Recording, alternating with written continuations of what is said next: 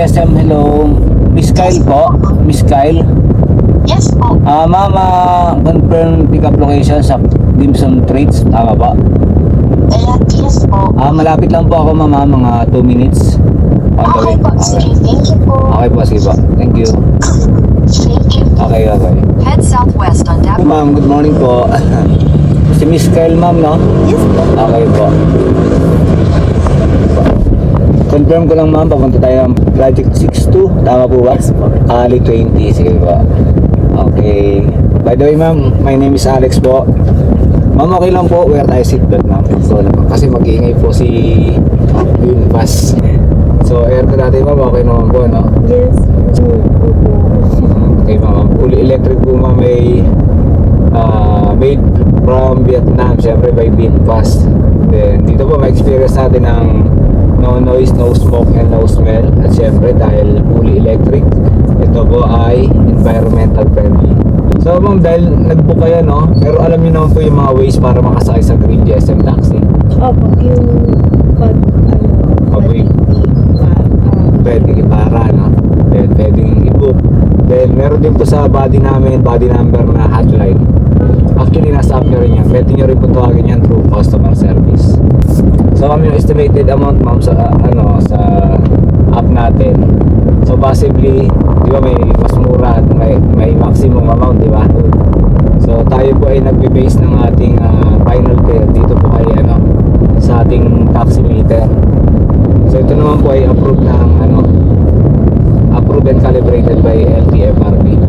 So yung pamasahe po natin dito natin binabase. Possible po na yung estimated amount, halimbawa 150 to 200. Pwede naman pong 150 kung mabilis lang at walang traffic. Pag walang traffic po. Tapos pagka minsan nasa mid-range lang siya, minsan 170, 180. Pero may time po kasi na umabot siya ng, di ba, 200 yung maximum. Minsan lumalagpas 210, 220. Depende po sa sobrang traffic. Naano ko lang po sa inyo kasi meron kami kasama inaway passenger dahil po budol daw dahil bakit yung amount daw gano'n, diba? So hindi rin po natin masisi yung passenger dahil baka mamaya yung pera niya sakto lang doon sa nasa app. Sabi na huwag na lang makipagtalo din, adjustment na lang mula sa GSM pag may mga ganun case. Kung naka-experience kayo ng mga madaldal na driver, actually yun lang na may mga lines namin. Pero pwede po kayo doon ma'am, next nyo po, meron tong option na silent trip or silent booking. Para pagpasok nyo po, hindi gigreet lang namin kayo, then biyahe na, magbaba na lang ulit, bayad na lang. Importante yung bayad kaya huwag kakalimutan. Joke lang yun. Pero nagamit nyo po yung mga green points. Hindi po po, kasi hindi po po yung nag-book. Ma'am, sa app ma'am, may doon, parang initial download mo, meron kang 200 points, equivalent to 200 pesos din yan. Yung 200 parang 1 point is 1 peso, 100. Magamit mo yun nga pag nag-book ka, 200 full na 200, magamit mo yan. O gusto mo i-invest mo ng 100. Then after na yung succeeding booking mo, parang meron din siyang 50 points. So sa na booking na succeeding na yun, parang 300 din. Talaga mahirapan mag-book minsan. Ma'am, yung PGSN. Opo ma'am, kasi ma'am, ang problema ma'am, yung demand. Opo, ang dami na. Actually ma'am, yung pag nyo book nyo sa akin, kakababa ko lang nun. So pagbaba pa lang, hindi ka pa nakukomplete yun ma'am, tutunog na yan. Ano talaga siya ma'am, yung demand masyado na marami nagbubook. Tapos yung drivers namin, sakyan na medyo konti pa, hindi pa kayang yung demand. Saka naka-record po yung Actually ma'am, yes. Pero ma'am, wala po kaming access dyan. sa content. Apo. Tapos ginagamit lang po talaga yan for in case of emergency. Siyempre ma'am, may mga moments na mga hindi naasahan pangyayari. Ano po yan ma'am, pwede mo i-request, kunyari may niwala kang gamit, sabihin lang natin na yung driver ay dininay na nakuha niya, pwede mo pong habulin yun. halimbawa nung sumunod mong pasahero, pwede mong habulin yun.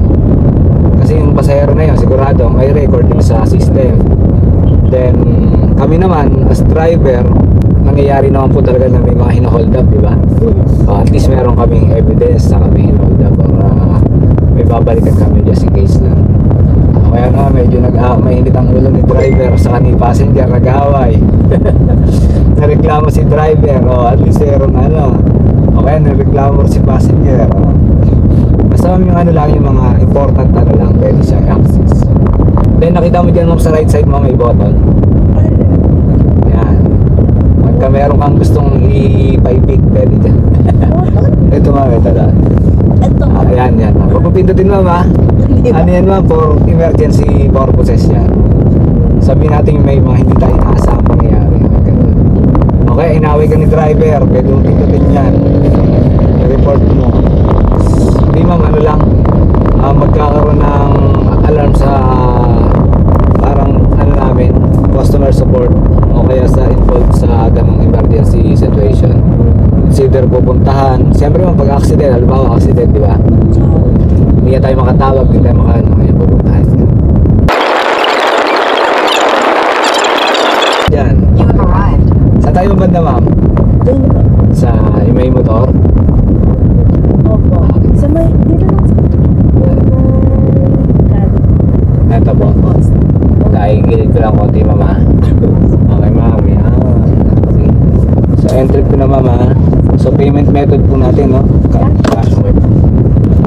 253 po. Okay. Ay, hello po sir. Hello po. Okay. Pa-check na lang sir. Baka may mas ma'am. So ma'am, Green GSM, thank you and hope to see you again. Salamat ma'am. Thank you ma'am. Okay po. Ay, wait lang ma'am. Isukli ma'am. Ay, sure ma'am. Grabe naman. Galahati naman ni ma'am. Ay, sige po. Okay na ma'am. Sige po. Ma'am, thank you ma'am ha. Hope to see you again po. Thank you. Sir, okay sir. Sir, thank you. Okay po.